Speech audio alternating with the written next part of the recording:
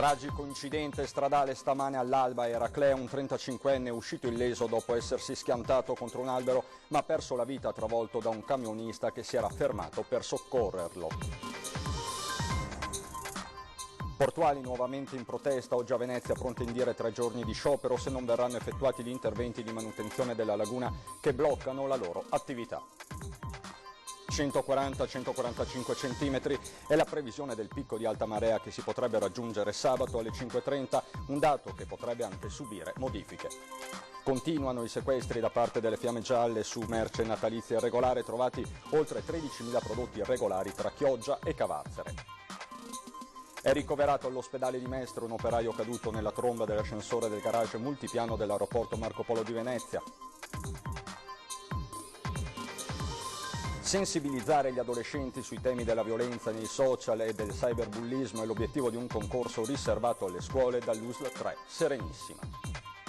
Compie 116 anni duri i banchi, la società veneziana sempre in prima linea per promuovere l'impegno sociale e la beneficenza in centro storico. Bentrovati telespettatori di Antenna 3 Nord-Est per l'edizione veneziana dei nostri telegiornali. Questa sera in apertura lo avete sentito dai titoli, un incidente tragico che si è registrato questa mattina all'alba a Eraclea. Un 35enne ha perso la vita travolto da un camionista che si era fermato per soccorrerlo. Erano le 5 del mattino. È finito contro un albero uscendo di strada autonomamente con la sua punto bianca in via Fausta a Eraclea. Ne è uscito illeso, ma Dennis Dorigo, 35enne, originario di Eraclea, residente a Caorle, non sapeva che poco dopo avrebbe trovato la morte. Una tragica morte, proprio da chi si era fermato per prestargli soccorso. Il conducente, 59enne, di un camion della nettezza urbana che, vedendo l'auto semidistrutta, si è fermato per capire se il 35enne stesse bene, nonostante fosse già sceso dall'auto e che avrebbe detto di non aver bisogno di alcun soccorso. A quel punto il camionista è ripartito, avvisando comunque carabinieri e 118 e senza accorgersene ha investito Dorigo. Dal luogo dell'impatto contro l'albero il corpo del 35enne è stato poi trascinato per alcuni metri fino ad arrivare qui, quando il camionista si è reso conto che era accaduto qualcosa. Sulla dinamica ci sono ancora alcuni aspetti da chiarire. Dalla testimonianza del camionista sotto shock dopo l'accaduto, sembra che il 35enne non avesse gradito la sua chiamata ai soccorsi. Forse poi, una volta risalito sul camion, Dorigo si è spostato in un punto non visibile dall'interno dell'abitacolo e il camionista non l'ha visto. Tutto ora è nelle mani dell'autorità giudiziaria che deciderà se indagare o meno per omicidio stradale il conducente del camion, mentre si attende anche l'esito delle analisi sul corpo della vittima che ieri sera si sarebbe recato ad un appuntamento di lavoro. C'è poi un altro aspetto che si sta cercando di chiarire. Nella pagina Facebook 6 di Eraclea Se è comparso il post di un residente che chiede aiuto per trovare una punto bianca che ha danneggiato la sua auto parcheggiata in via Martiri della Libertà. Maxi operazione dei carabinieri di Vibo Valentia contro l''ndrangheta, oltre 300 arresti in tutta Italia. C'è anche un coinvolto, un uomo di Marghera che lavora a Marghera alla Fincantieri.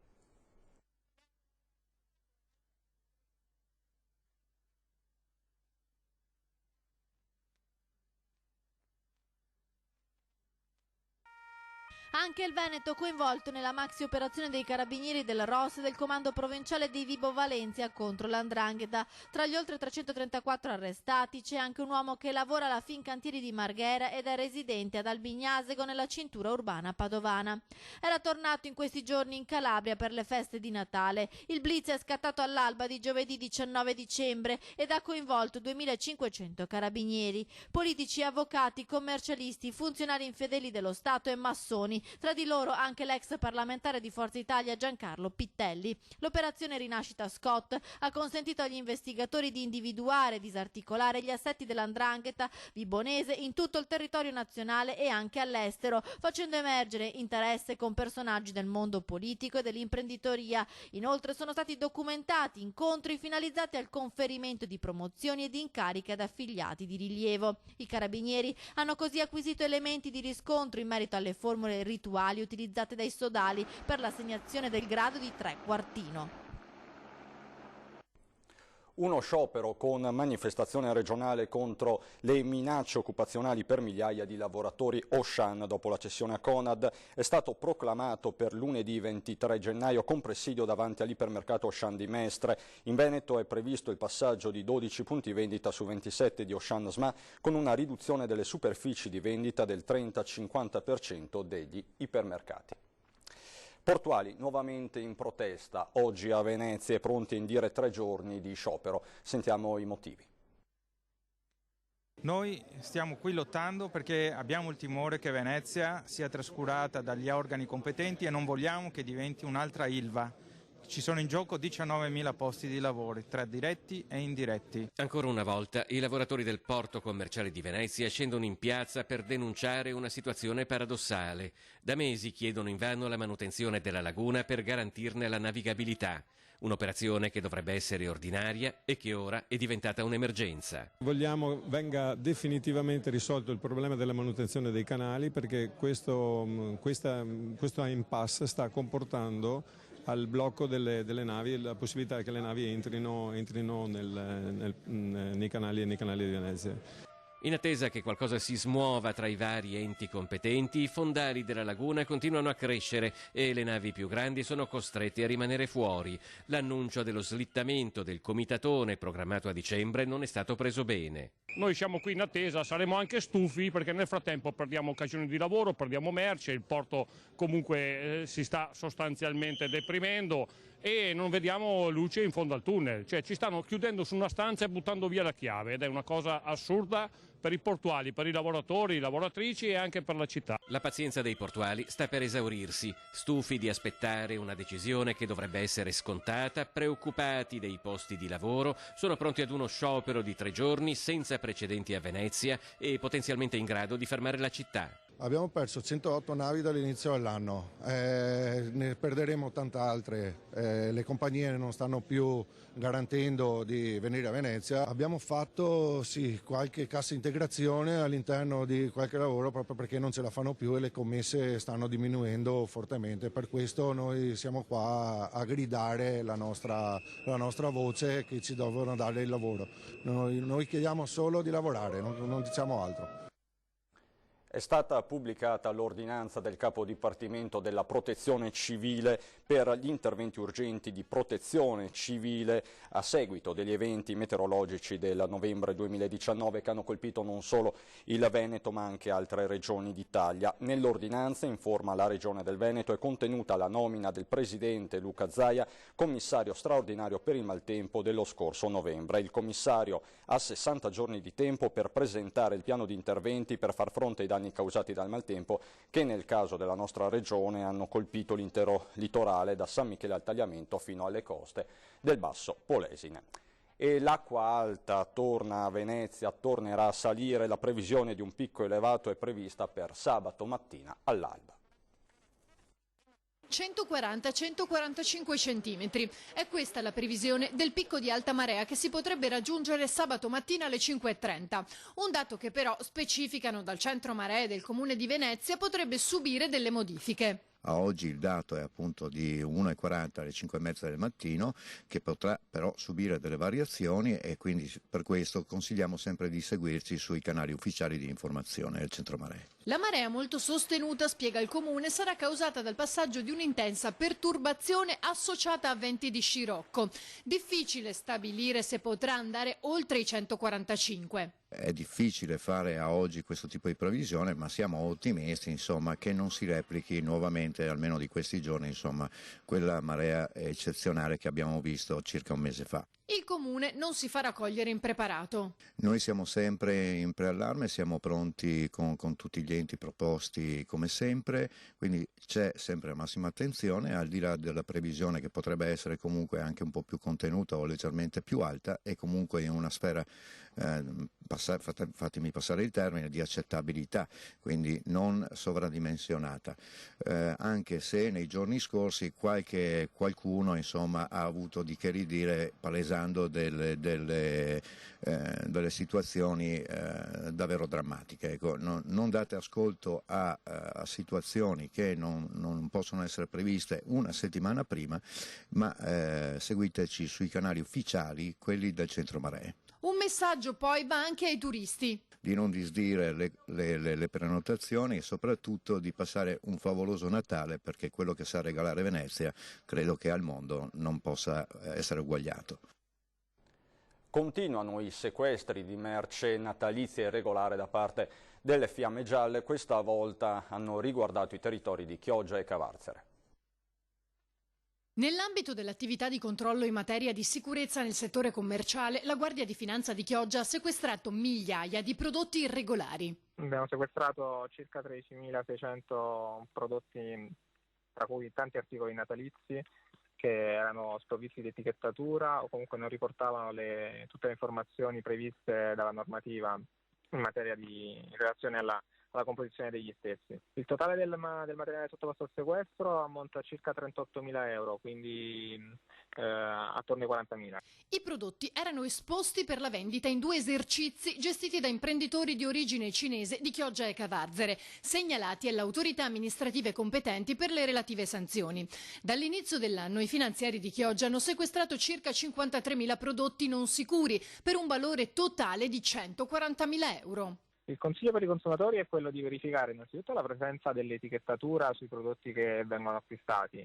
Laddove è presente l'etichettatura va posta attenzione anche alla composizione dei prodotti che si acquistano, atteso che non devono essere presenti agenti chimici dannosi per l'organismo, e quando si acquistano invece prodotti, dispositivi elettrici, visto che siamo appunto nel periodo natalizio, bisogna fare attenzione alla presenza della marcatura CE. Perché in assenza della marcatura CE il prodotto non è sicuro per la salute del consumatore e pertanto non va assolutamente acquistato. Ed è ricoverato all'ospedale dell'Angelo a Mestre un operaio caduto nella tromba dell'ascensore della garage multipiano dell'aeroporto Marco Polo di Venezia. L'uomo, recuperato dai vigili del fuoco, stava effettuando dei lavori di manutenzione quando è caduto per cause in corso di accertamento. Adesso per noi c'è la pubblicità, dopo.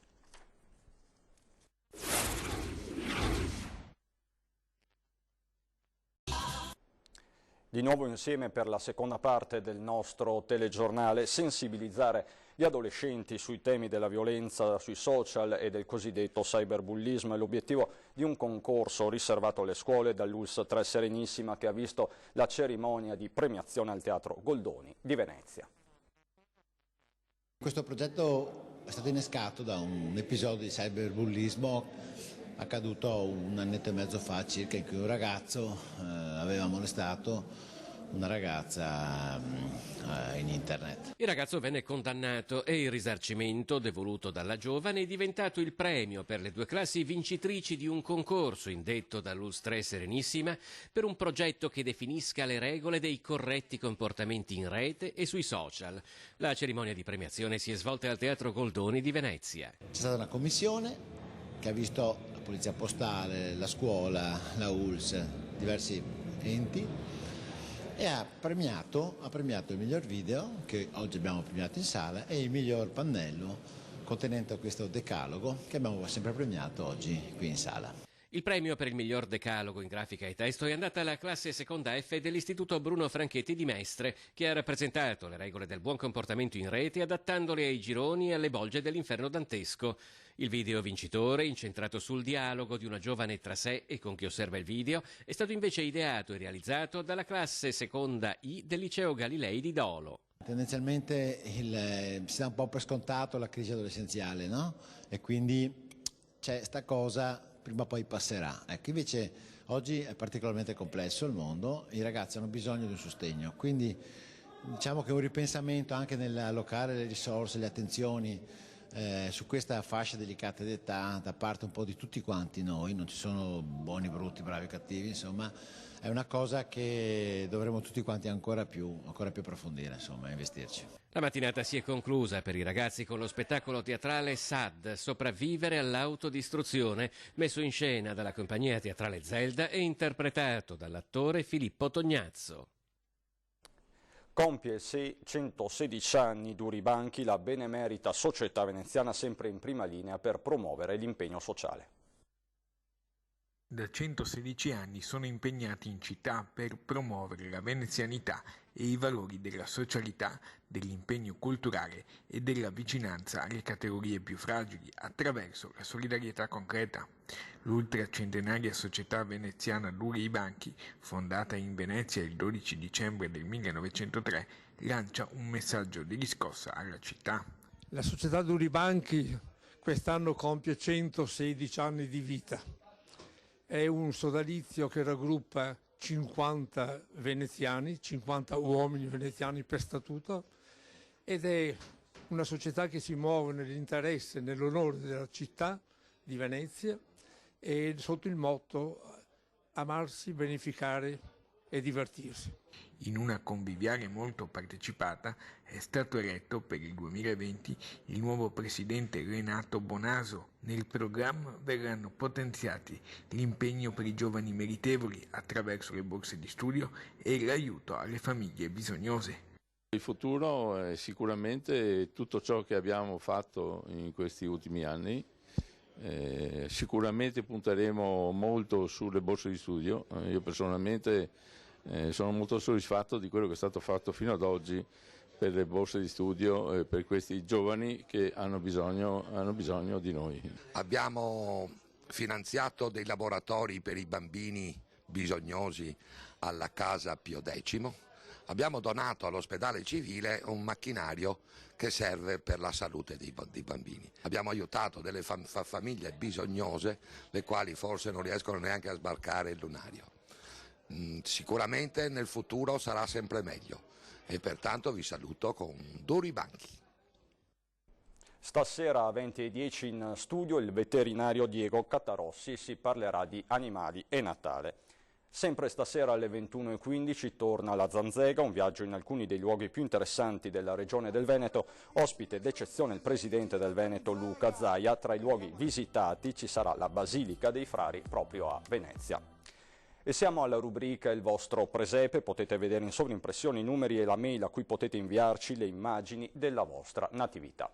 E a proposito di presepi andiamo questa sera a Favaro, Veneto, ad ammirare il presepio di Guglielmo Tinazzo. Con queste immagini ci salutiamo dopo il meteo. Buona serata.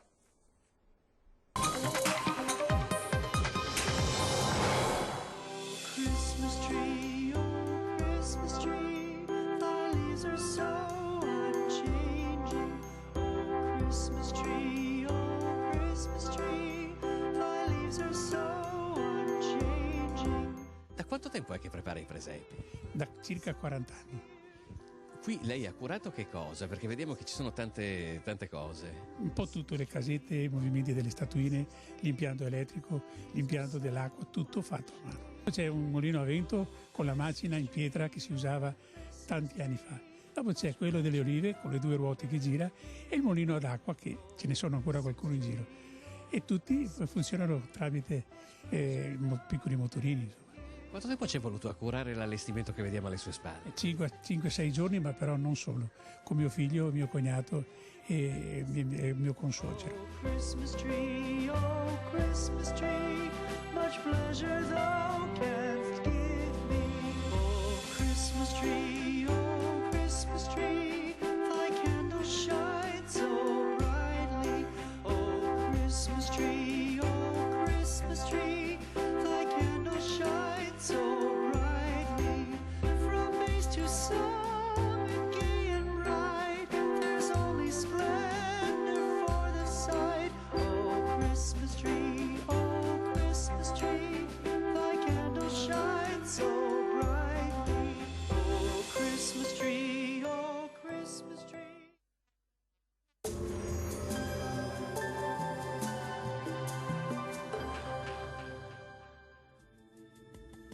Benvenuti al meteo. Prosegue un tempo molto instabile a causa del transito di una perturbazione atlantica sul nostro territorio.